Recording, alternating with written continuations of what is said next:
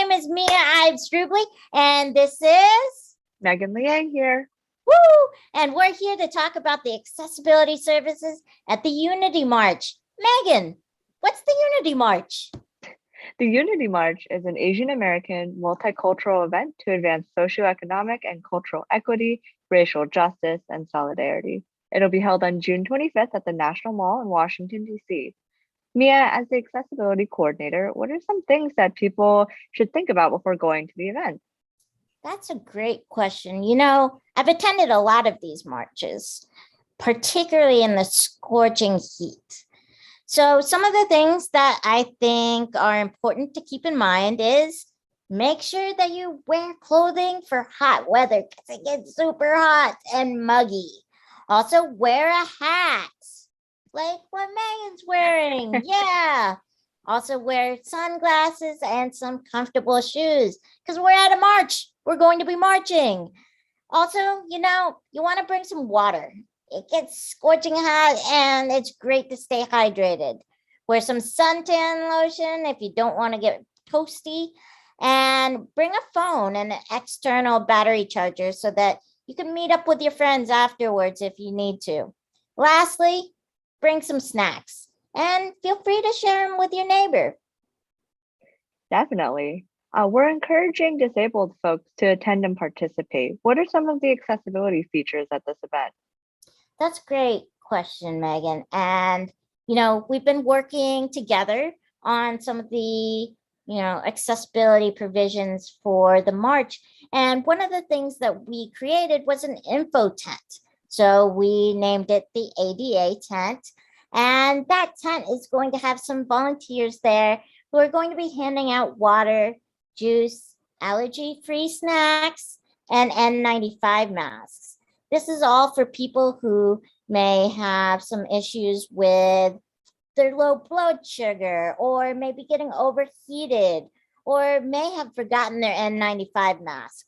So we're trying to provide a lot of different, little essentials at the tent, just in case you need it.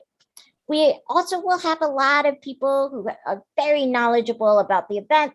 So if at all possible, go to that tent if you're asking for, or you're thinking about or looking for any information about the Unity March and the accessibility issues. The tent will be sort of near the stage. So, look for anybody in a blue vest. That's going to be our accessibility wayfinders. Those individuals have been trained to work with individuals with disabilities and get them to the places that they need to go to. So look for those guys in blue vests.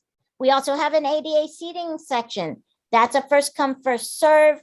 We'll be allowing individuals and one friend or family member or relation to come and sit in that area. Anybody with a disability, or somebody who's injured or pregnant, or somebody who's deaf.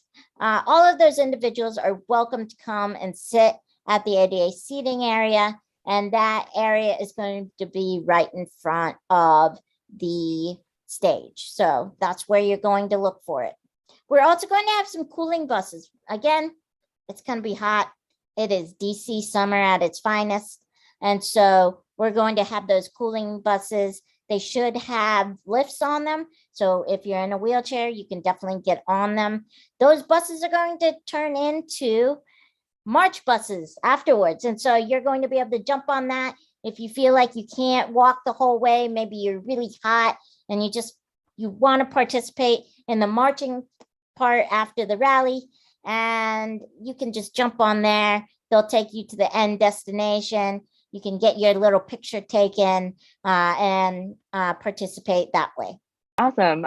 So I know that DC has a huge population due to Gallaudet. Does that mean that that means that we often have a lot of deaf attendees? So what should the deaf community know? That's a great question. I always love it when these large groups of deaf students come down to the events. And so we make sure to prioritize accessibility accommodations for the deaf community. there's a couple of things to keep in mind. We will have ASL interpreters both on the stage, and then we'll also have an ASL interpreter at the ADA tent.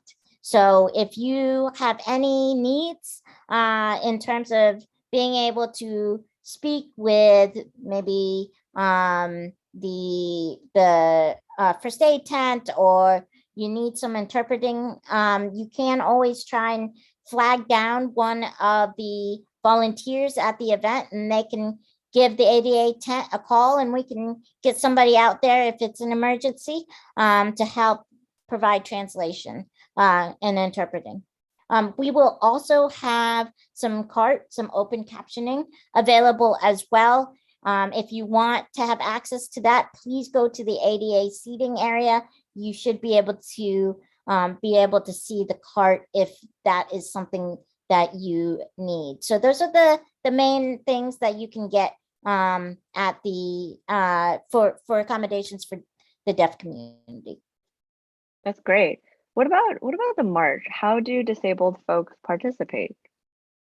Yeah, so as I said earlier, you can either go march via the cooling vans or cooling buses, so you can get on one of those at the end of the rally, or if you want to actually go and march, then we will have a rallying area for individuals who may want a little bit of a safer area, a protected space for individuals who have disabilities. So that is going to be at the front of the marching area. So what's going to happen is that folks at the ADA seating section will be sort of helped over to the front of the marching area. There will be sort of accessible marshals at that location.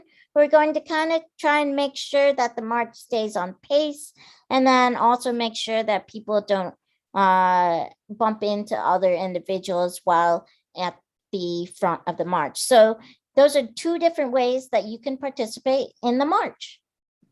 That's great to know. Is there anything else that folks should know about?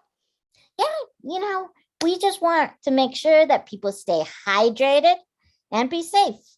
Wear a mask in crowded spaces and respect the people around you. And thanks for participating, and we'll see you out there.